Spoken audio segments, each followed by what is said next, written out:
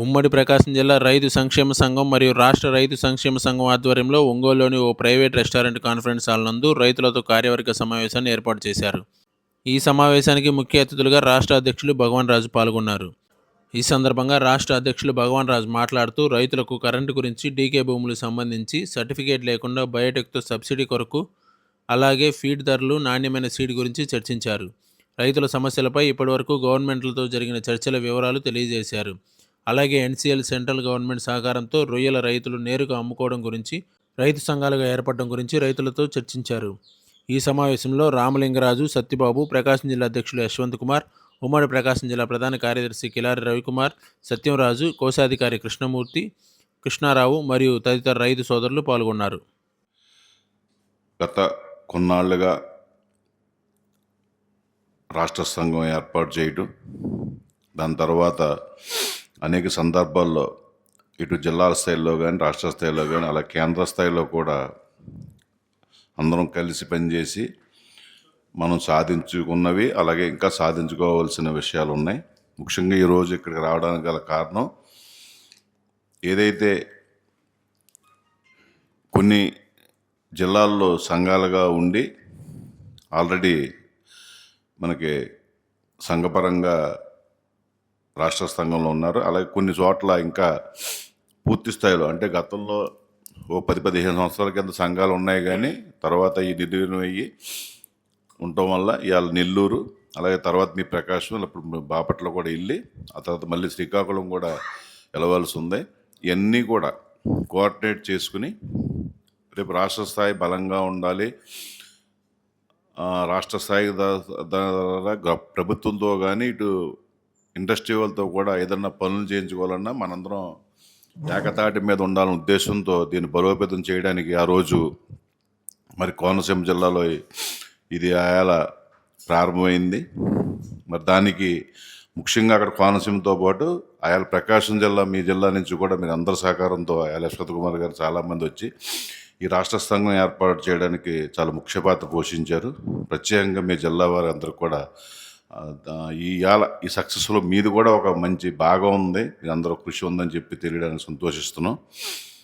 మరి మనందరికీ తెలుసు, మనం ఈ ఆక్వా అనేది గత 20-30-40 సంవత్సరాల నుంచి కూడా అనేక, ఫస్ట్లో టైగరు, తర్వాత మళ్ళీ అది ఫెయిల్ అయిన తర్వాత వనమ్మయ్యకి వచ్చి, కానీ నిత్యం ఏదో ఒక సమస్యతో, ఒడుగులతో మరి మనం కల్చర్ చేస్తూ అప్ అండ్ డౌన్స్ రేట్లు కానీ ఇవి కానీ ఇటు రైతుగా అన్ని లక్షల పెట్టుబడి పెట్టి రైతుగా అన్ని రకాలుగా ఉన్నా కానీ, ఇటు ప్రభుత్వం నుంచి కానీ ఇండస్ట్రీ నుంచి కూడా పూర్తి సహకారం లేకపోవడంతో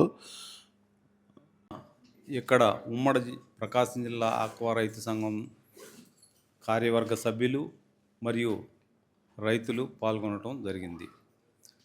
ఇక్కడ మనకున్నటువంటి సమస్యలు కరెంటు ఒకటి. కరెంటు నిన్న మినిస్టర్ గారు చెప్పడం ఎట్లాగా మనకి అందరికీ ₹1.5 కరెంటు ఇవ్వడం జరుగుతుందని చెప్పారు. నానాక్వా జోను సంబంధం లేకుండా. కానీ ఆ సంబంధం లేకుండా రావాలంటే ఎట్లా రావాలి? అది రావాలంటే కంపల్సరీ సిఏ సర్టిఫికేట్ కానీ, ఎంపెడా కానీ, అప్సడా కానీ, సిఓసి కానీ ఏదో ఒక సర్టిఫికేటు మీరు మండలంలో సబ్మిట్ చేయాలి. అది ఫార్మేట్లో కలెక్టర్ గారికి వెళ్ళి, కలెక్టర్ గారు ఆమోదం తర్వాతనే సబ్సిడీ రావడం జరుగుతుంది. మన జిల్లా సమస్య వచ్చేసరికి డీకేటీ భూములు ఎక్కువ ఉన్నాయి కాబట్టి వీటికి ఎక్కడ కూడా పట్టాలు కూడా లేవు. మన రైతులు ఎక్కువ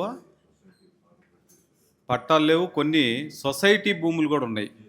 వాటికి కూడా ఎటువంటి సొసైటీలు గవర్నమెంట్ ఇచ్చింది, అప్పుడు కొన్ని సంఘాలకు ఇచ్చింది, ఆ భూములు కూడా ఉన్నాయి. వాటికి కూడా ఎటువంటి లేకుండా ఈ రోజున కరెంటు బిల్లులు అనేది సబ్సిడీ రావటం లేదు. కాబట్టి మనం ఏం కోరుకుంటున్నామంటే, ఏ రైతు అయితే చెరువులు చేసి ఉన్నారో అవన్నీ కూడా ఫిషరీస్ వాళ్ళు బయోట్యాగ్ చేసి ఉన్నారు కాబట్టి బయోట్యాగ్ చేసిన ప్రతి చెరువుకి సబ్సిడీ ఇవ్వాలనేది మనం కోరుకుంటున్నాం. గవర్నమెంట్ని ఇప్పుడు అదే డిమాండ్ చేయబోతున్నాం.